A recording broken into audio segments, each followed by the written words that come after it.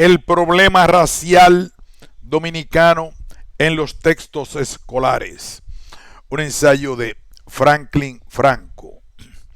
Primero, si de algo tiene fama en el mundo la República Dominicana, país de donde nací, es que en nuestra sociedad no existe la discriminación racial. Pero no se trata de una visión de nuestro pueblo para el exterior. Es decir, no estamos hablando de ninguna imagen creada para consumo extranjero. No, de ninguna manera. Esta realidad, o mejor, esta creencia que en algunos estratos sociales nacionales alcanza la categoría de verdad absoluta, es algo que los dominicanos tenemos muy arraigado desde tiempos inmemorables. El dominicano, se afirma y se reitera, no es racista en ninguno de sus componentes sociales. Este criterio casi lo defiende nuestro pueblo. En el mundo de hoy y de ayer, todo el racismo ha sido un flagelo que ha originado terribles trastornos espirituales, llegando a afectar incluso el normal desenvolvimiento del proceso e identidad de pueblos y naciones. Santo Domingo, mi patria, aparece como una sociedad idílica que no ha registrado jamás en su vida esta funesta tara social y que en virtud de la armoniosa relación de sus diferentes componentes étnicos asemeja en este orden una sociedad paradisíaca. Ignoro si alguno de ustedes ha visitado República Dominicana alguna vez, porque somos, a su vez, a pesar de esa ausencia de discriminación racial, un país curioso o extraño, como dirían otros. Y señalo lo de curioso o extraño, como somos una sociedad mulata donde no se practica el racismo, mulata en un 60% y negra en otro 30%. Si miramos bien la distribución del color dentro del marco de las clases sociales, notaremos que a pesar de esta ausencia de discriminación, si observamos hacia arriba nuestra pirámide social, encontraremos que mientras más encumbrados económicamente se encuentren los grupos sociales, más blanca será la tonalidad de sus componentes, y en sentido inverso, si miramos hacia abajo, es decir, hacia el fondo del pueblo y sus clases trabajadoras, mientras más hondo es el abismo social y económico que los separa de los de arriba, más negro en sentido étnico se torna el panorama. Esta es la realidad incontrastable. La oligarquía dominicana y la gran burguesía son blancas y muy blancas. Muchos de sus miembros son hasta de ojos azules y con apellidos que delatan de inmediato su ascendencia extranjera, mientras el pueblo trabajador en su mayor parte es fundamentalmente negro y mulato. Y dentro de este último sector hay que decir que la tonalidad se oscurece en la misma medida en que el esfuerzo del trabajo y su explotación se profundiza hasta alcanzar la tonalidad del negro africano puro, de ascendencia haitiana, ocupado en el trabajo del corte de la caña, verdadero infierno, imposible de describir aún por Dante, donde la mortalidad nunca ha podido ser recogida por las estadísticas. El ser humano en los bateyes azucareros, donde trabajan haitianos e hijos de nacionales de ambos territorios, perdió ya hasta la noción de su edad biológica y ha asimilado una nueva dimensión de su existencia, que se expresa calculando la vida no en función de años, sino de zafras azucareras. Entiendo que para muchos la mención de un infierno con todo y diablitos blancos, por cierto, diablitos extranjeros, dentro del paraíso racial dominicano, llama a la sorpresa y hasta a la sospecha. La culpa no es mía. Ya lo dije, somos un país curioso o extraño, como dirían otros. Somos el único país del mundo donde el negro no es negro, ni mucho menos. Dios nos libre. Tienen vinculación con África.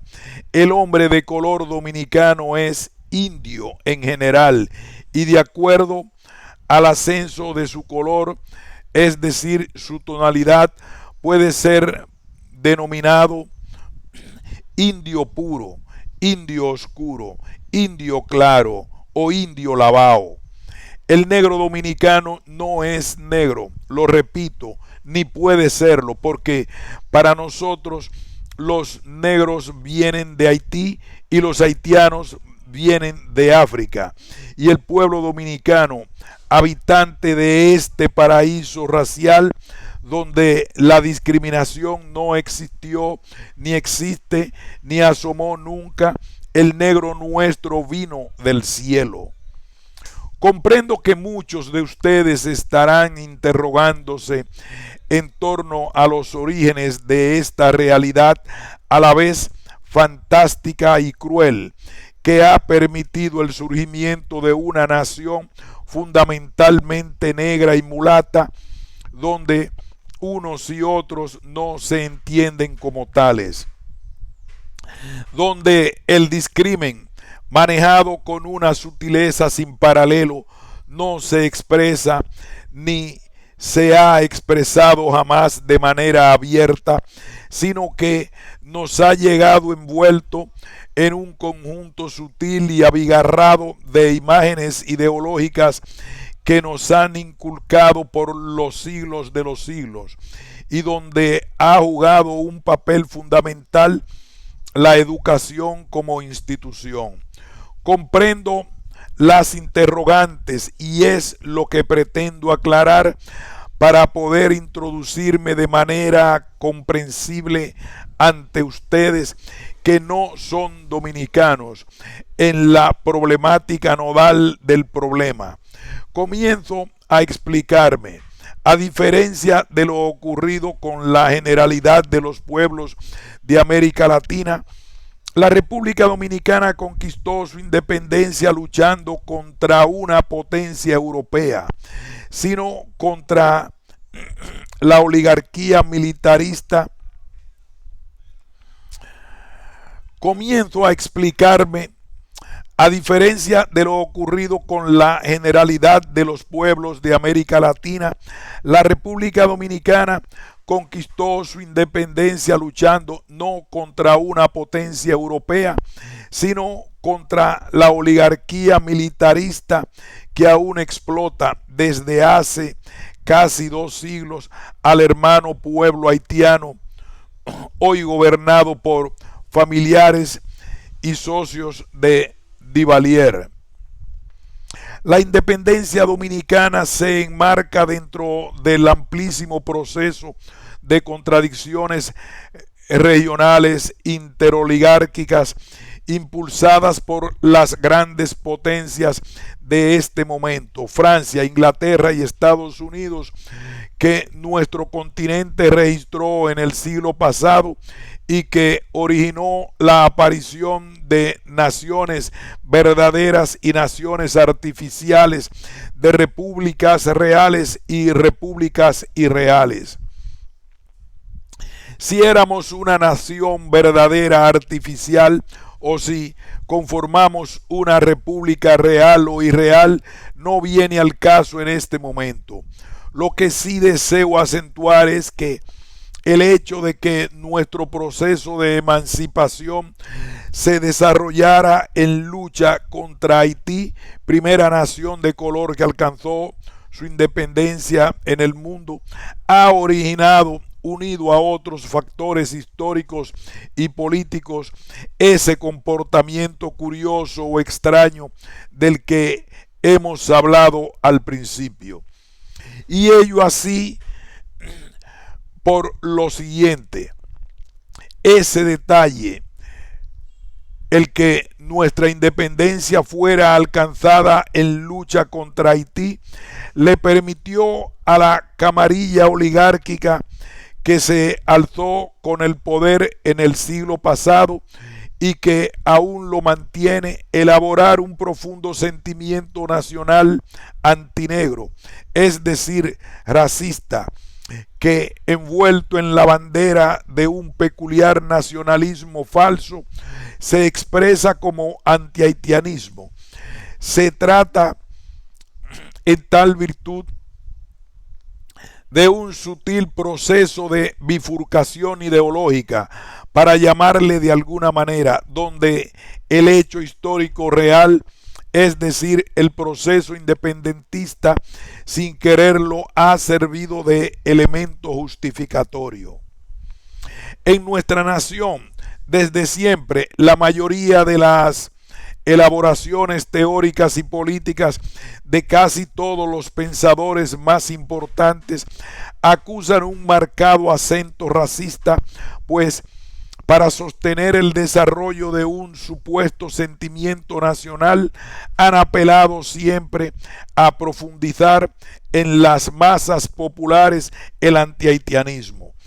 Y ciento y tantos años de prédica antihaitiana, con la utilización sistemática de todos los recursos del Estado, han conducido al afianzamiento de estereotipos racistas en el seno del pueblo y han originado el extraño fenómeno de un país constituido por negros y mulatos, donde las diferencias raciales se expresan de manera soterrada e hipócrita.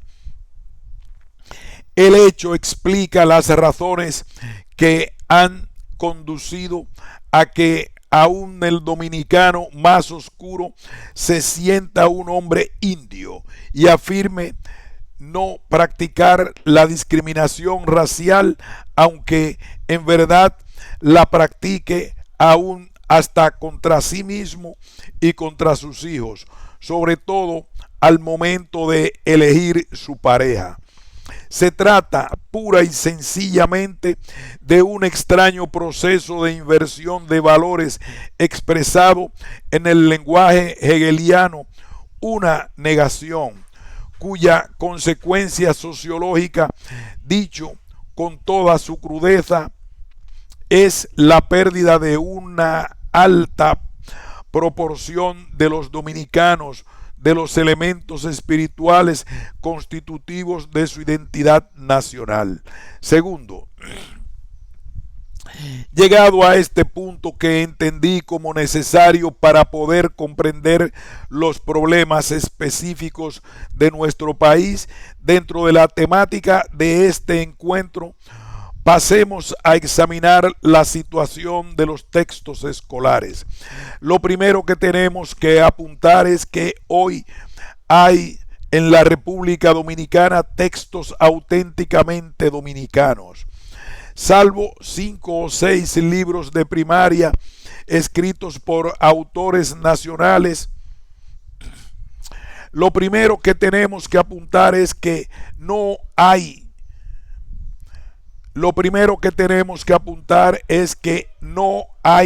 en la República Dominicana textos auténticamente dominicanos, salvo 5 o 6 libros de primaria escritos por autores nacionales.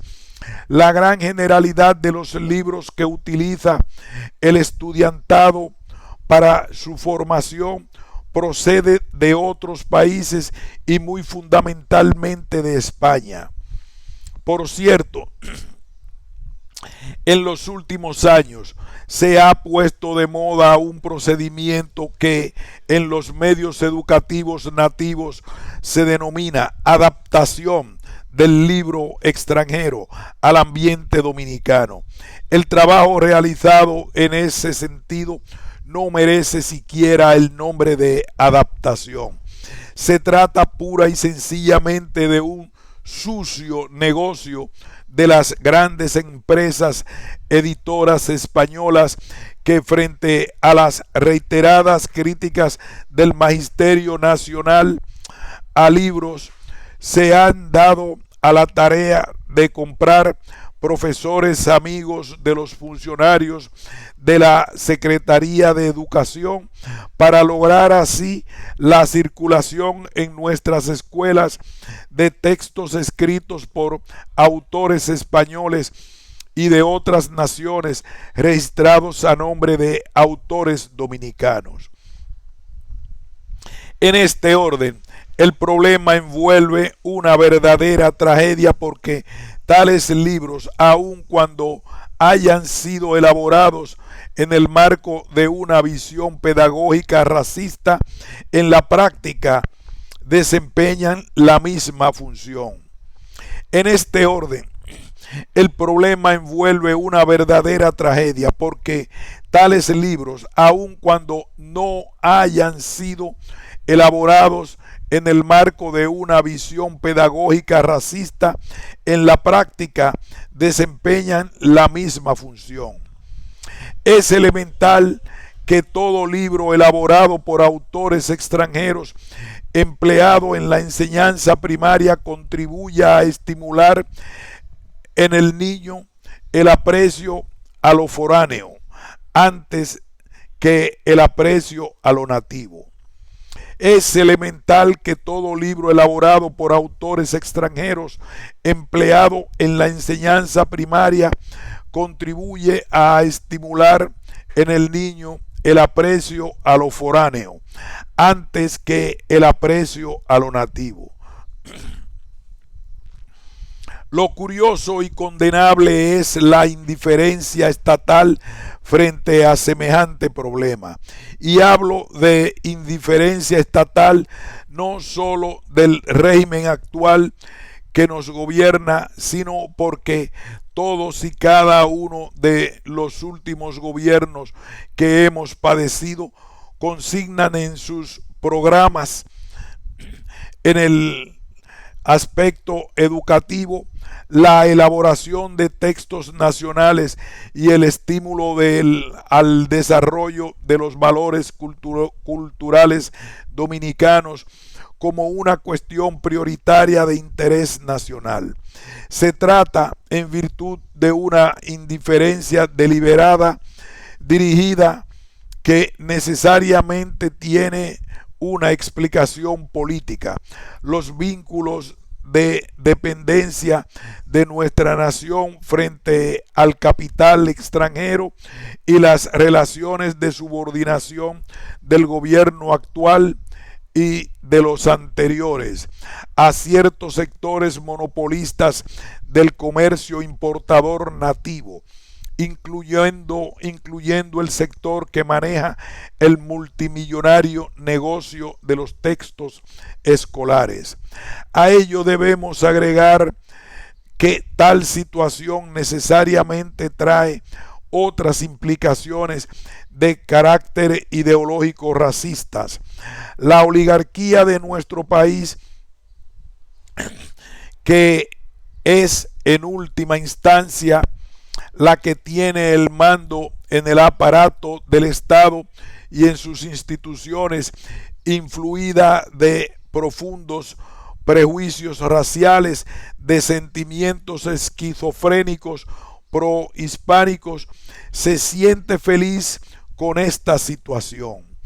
Y más que feliz, realizada, pues el niño dominicano es conducido desde sus primeros años a desvincularse de su propia realidad nacional, de su ambiente, de su medio, de su geografía y, por qué no, hasta de la propia idiosincrasia, y encaminado a admirar las cosas y los valores extraños, generalmente de la madre patria, que es como los dominicanos llaman a España.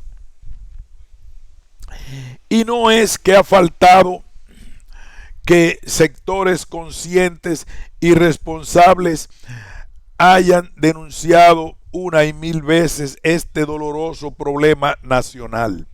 Incluso asociaciones de profesores, entre ellas la Asociación Dominicana de Profesores, han levantado su grito y exigido de este y de otros mandatarios de turno la debida atención oficial al asunto. Tercero, he expresado que en nuestro país pocos han sido los libros de enseñanza elaborados por profesionales nativos, pero es justo, aun cuando son escasos, examinar brevemente esta experiencia. Las áreas fundamentales que han sido trabajadas en este aspecto son los estudios sociales en general, es decir, la moral y cívica, la historia y la geografía. Poca cosa se ha hecho en las matemáticas, la gramática y las ciencias naturales. Es importante apuntar que en su mayor parte se trata de libros, si bien escritos por nacionales, elaborados en España por técnicos y dibujantes españoles que tienen muy metido en la cabeza la visión del oeste norteamericano, y aún a estas alturas presentan a nuestros aborígenes como pieles rojas. Y no exagero, ahora mismo tengo en mis manos un libro de historia para cuarto grado de la escuela primaria, escrito por Núñez Molina, un autor dominicano que trae en su portada nada más y nada menos que un aborigen con un taparrabo de piel de oso. Esta situación hilarante no obedece a un hecho casual, ni ignorancia, ni mucho menos a indiferencia social. Ese libro, que circula hoy en todas las escuelas de mi país, fue aprobado por el departamento oficial, donde hay gente que sabe muy bien lo que está haciendo.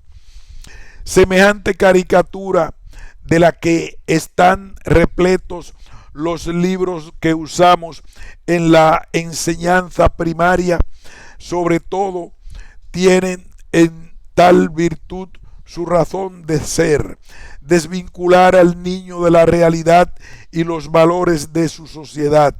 Obedece a una estrategia ideológica y política dirigida a socavar el desarrollo del sentimiento nacionales auténticos, pues ello pone en peligro la cosmovisión atrasada con la que hasta la fecha ha sido educado todo el dominicano.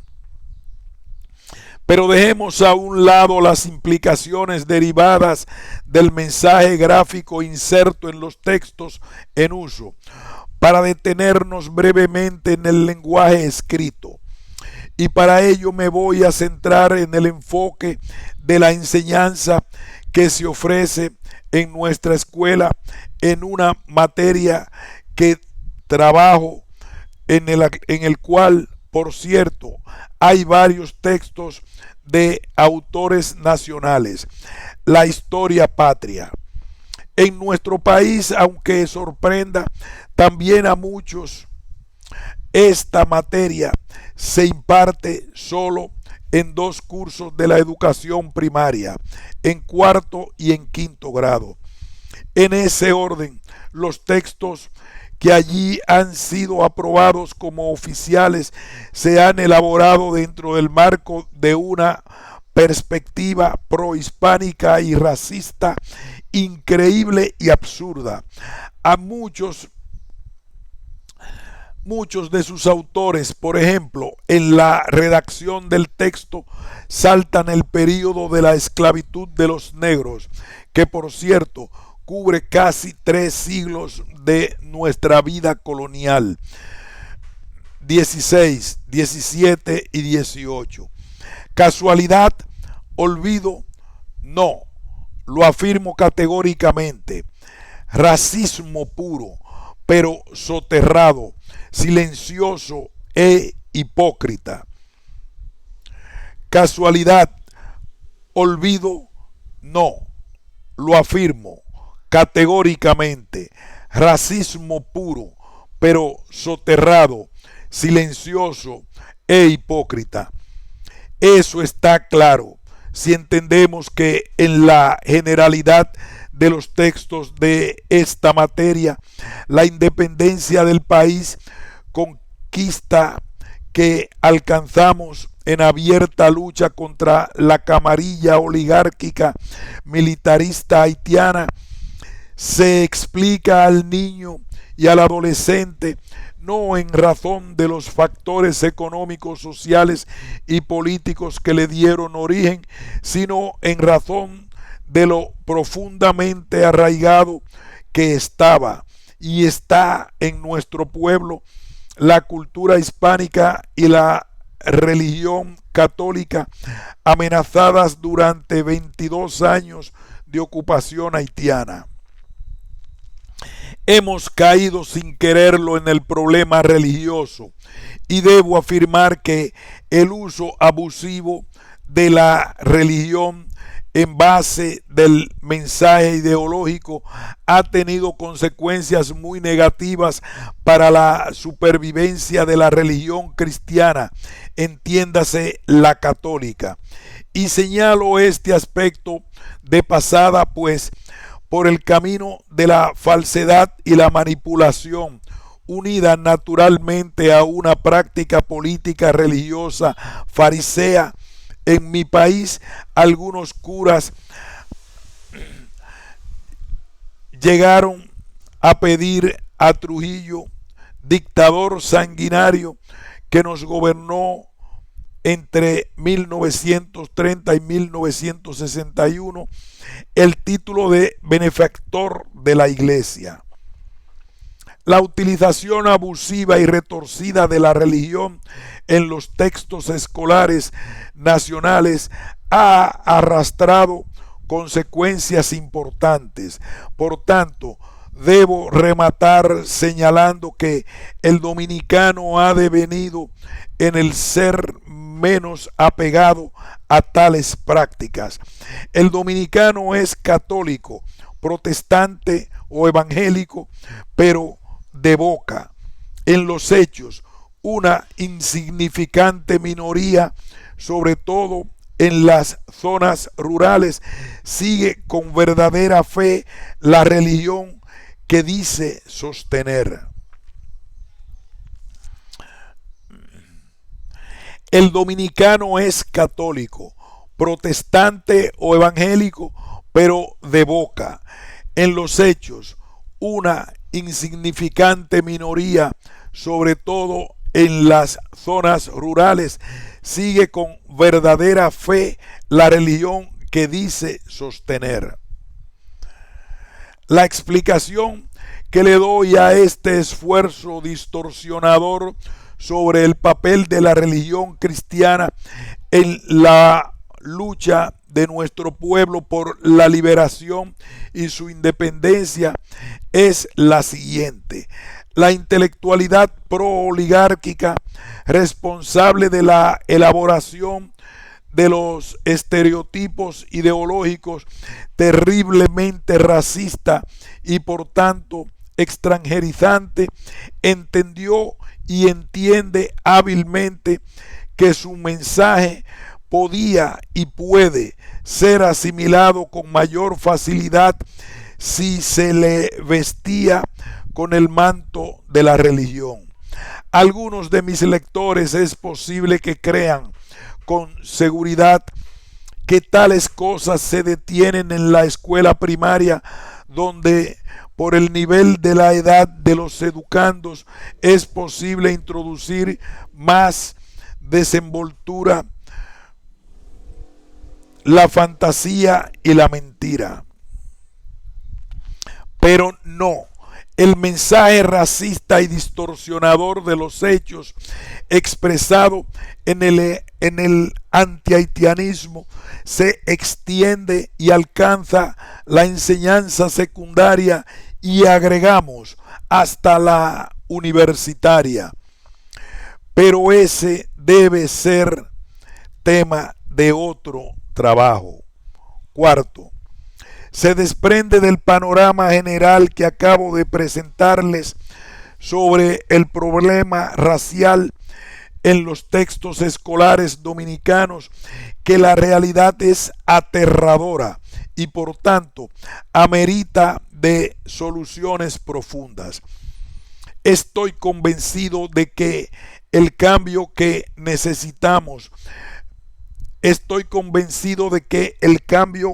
que necesitamos efectuar en la educación global y no se detiene solo en el problema que esta tarde nos preocupa.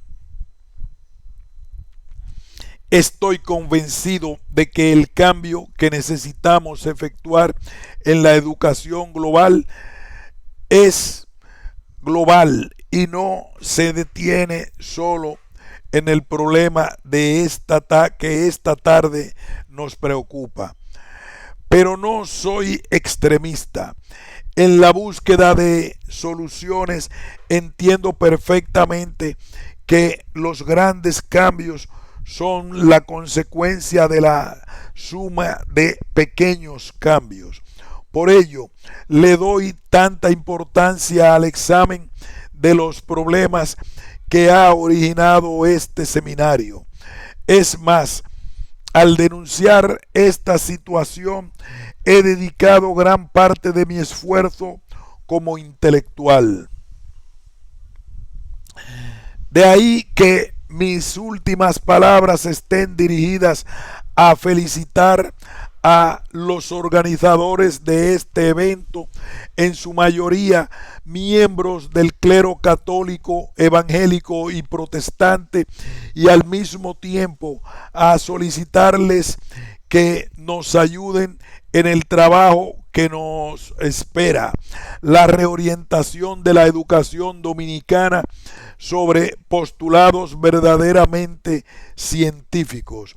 Hago este llamado con la fe de quien pide y sabe que será escuchado. El comportamiento de la Iglesia cristiana en el proceso de lucha de los pueblos de América Central me da el aliento que levanta mi fe. Compañeros todos, en Nicaragua, El Salvador, Honduras, Guatemala y aquí mismo en este seminario hay indicios claros de que un nuevo cristianismo, tal como Jesús lo predicó, vinculado al dolor y a la angustia de los pueblos, ha dicho presente en América Latina y que no se detendrá hasta sepultar la iglesia de los poderosos. A mi tierra no le han llegado estos vientos con la fuerza que en estas latitudes alcanza. Santo Domingo espera y reclama. Fin de este ensayo tan importante de el gran historiador e intelectual dominicano, doctor Fran Moya Pons.